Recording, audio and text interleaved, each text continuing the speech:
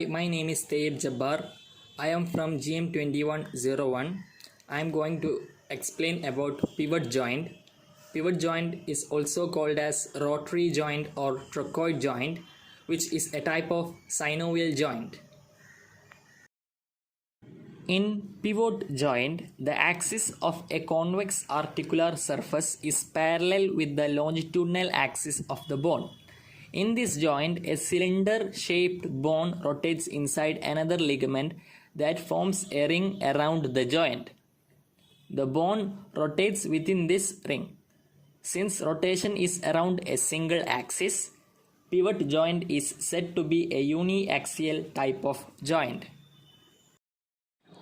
An example of a pivot joint is the atlantoaxial joint, found between the C1 vertebrae, that is the atlas, and the C2 vertebrae, that is the axis. Here, the upward projecting dens of the axis articulates with the inner aspect of the atlas, where it is held in place by a ligament.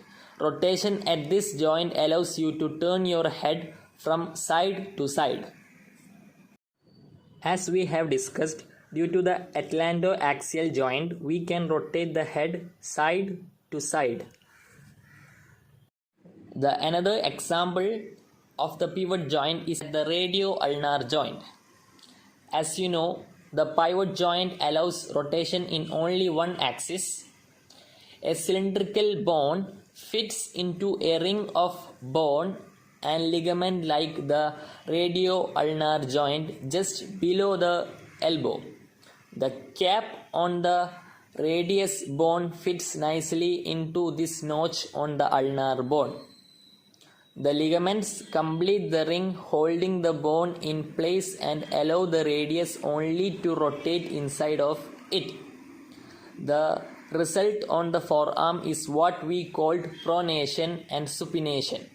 During pronation, the base of the radius rotates over and around the head of the ulna. The ulna stays relatively still, and also remember that the hinge joint at the elbow prevents the elbow from twisting. So the twisting happens at the radius. And by the way, distal joint of the ulna and the radius is also a pivot joint. The combination of the pivot at the top and the bottom creates the twisting motion for the pronation and supination. As we have discussed, due to the radio-ulnar joint, we can pronate as well as we can supinate.